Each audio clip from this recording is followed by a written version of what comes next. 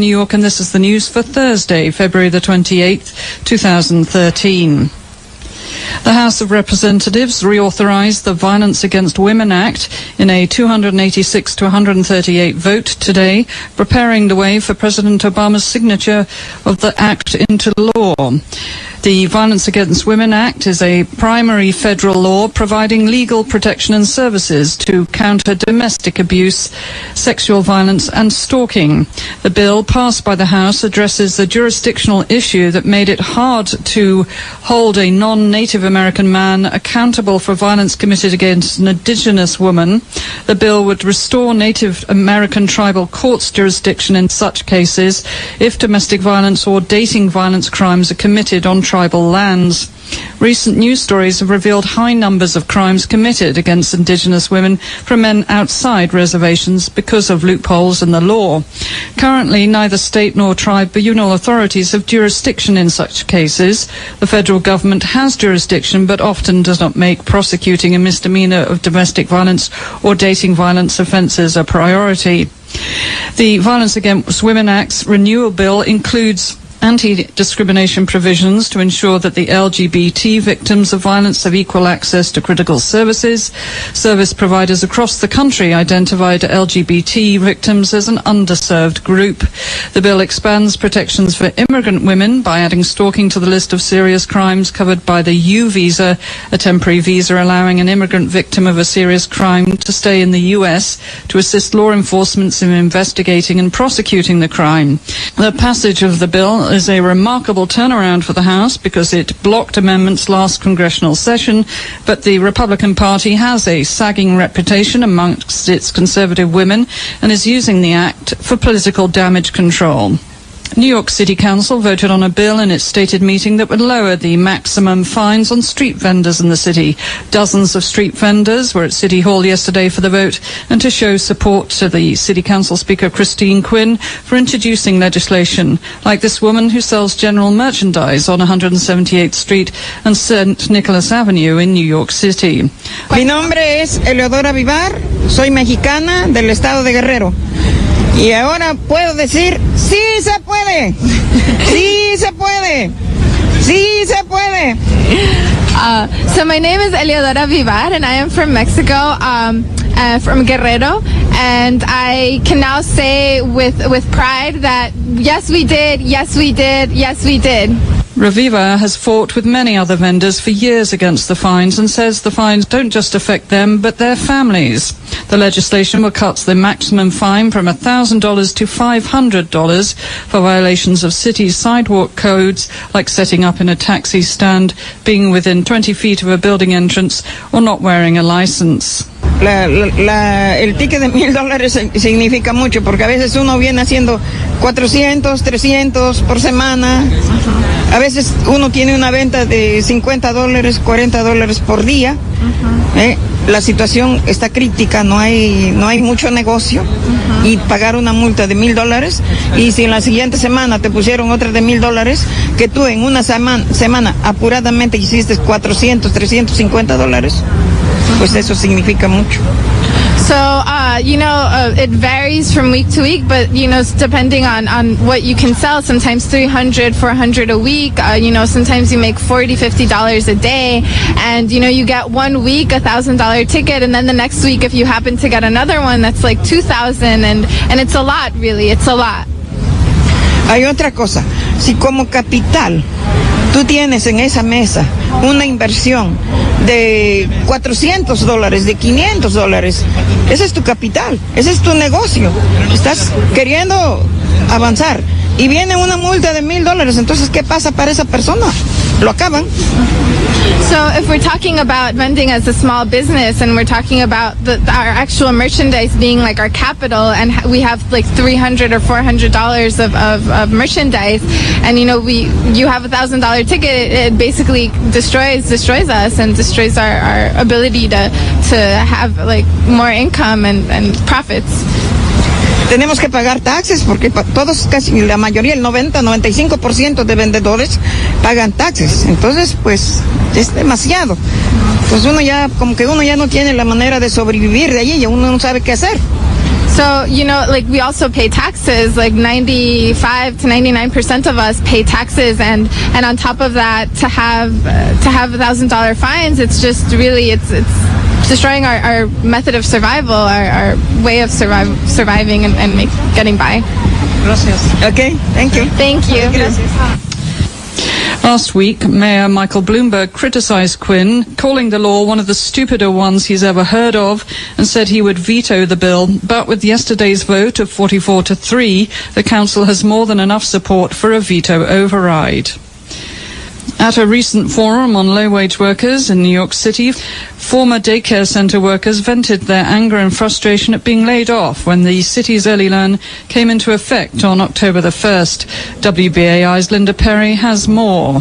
Migdalia Quinones worked for Coalition for Human Housing Daycare on the Lower East Side. Phoned that center and new workers answer at a place now called Grand Street Settlement. Quinones reels against the Early Learn program, which laid off workers and still owes her vacation pay.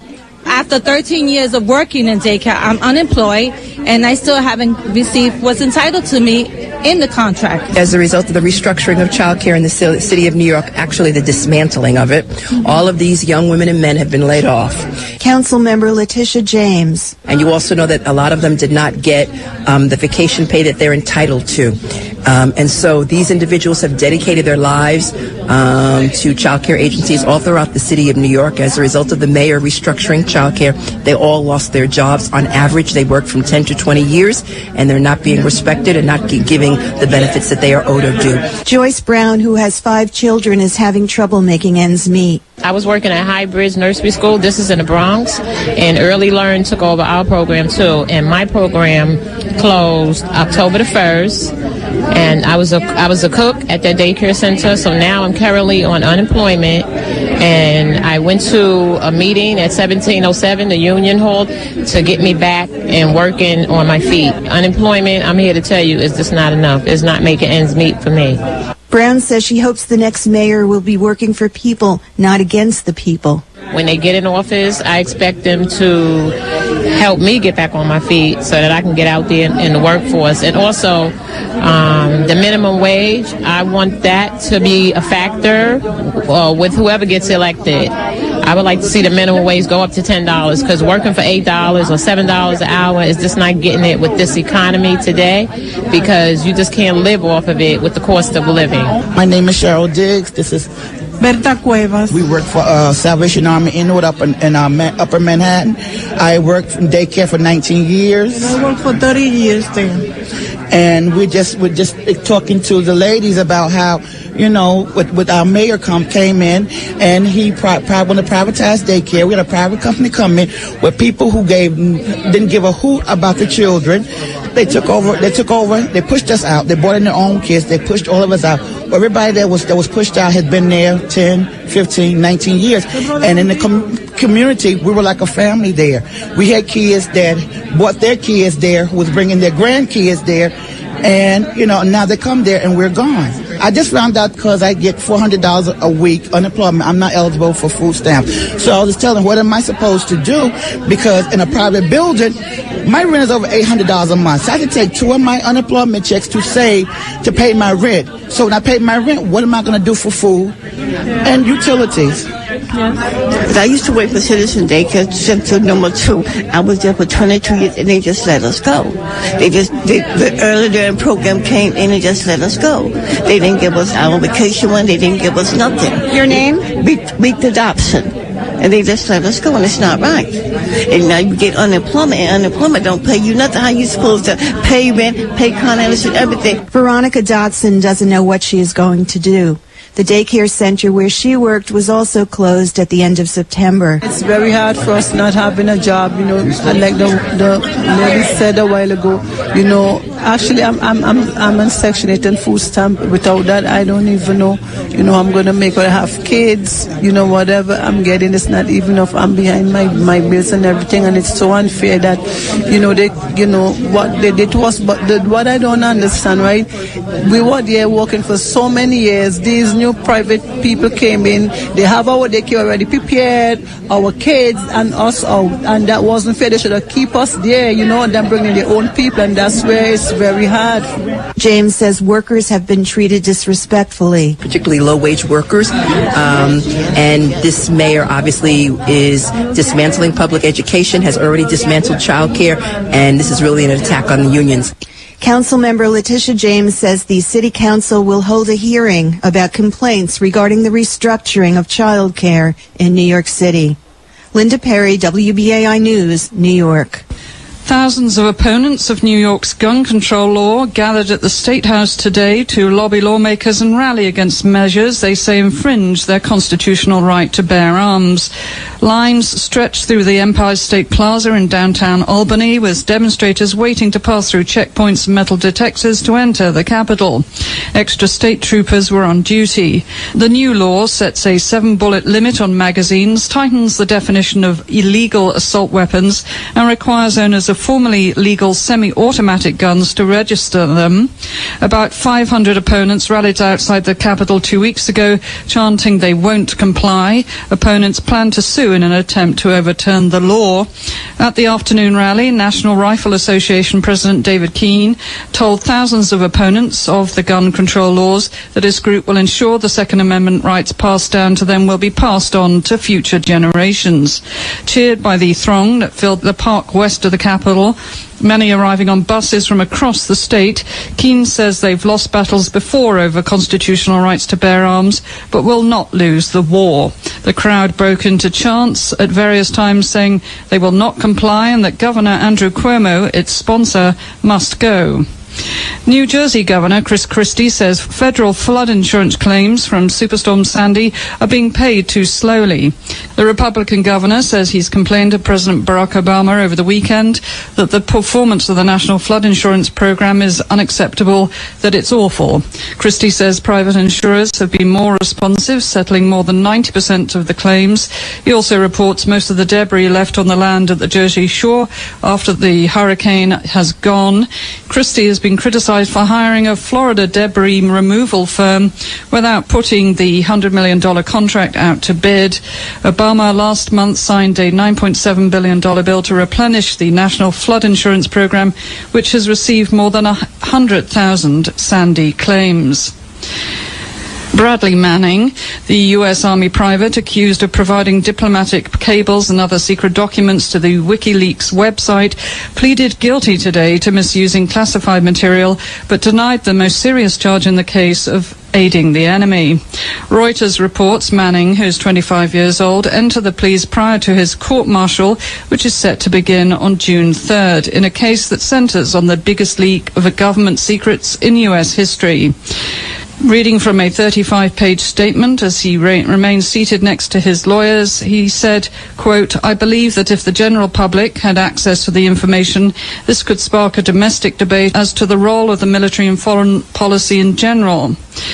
I felt I'd accomplished something that would allow me to have a clear conscience," he said, end quote.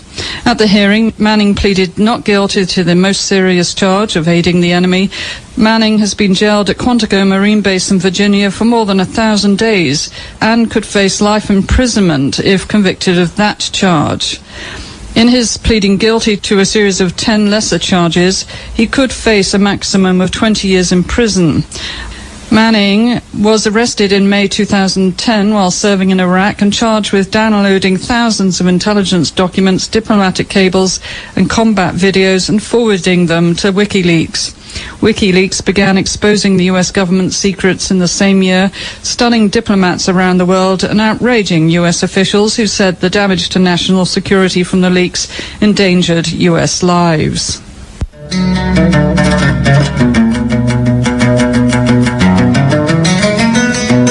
And that's our abbreviated newscast for Thursday, February the 28th, 2013.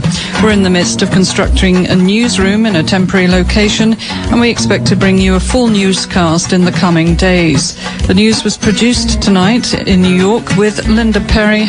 I'm Rebecca Miles for the WBAI Evening News. I'm Jess Burns with headlines for FSRN. 2 Northwest activists who refused to testify before a grand jury will walk free today after a federal judge ordered their release. The grand jury was thought to be investigating a 2012 May Day protest action in Seattle. FSRN's Devin Terrio-Orr reports from Washington. Catherine Olegnik and Matt Duran have not been accused of a crime, yet they were imprisoned in a federal detention center for 5 months for failing to respond to questions from a federal grand jury. The two have spent several months in solitary confinement, 23 hours a day in their cell with only one 15-minute phone call a month.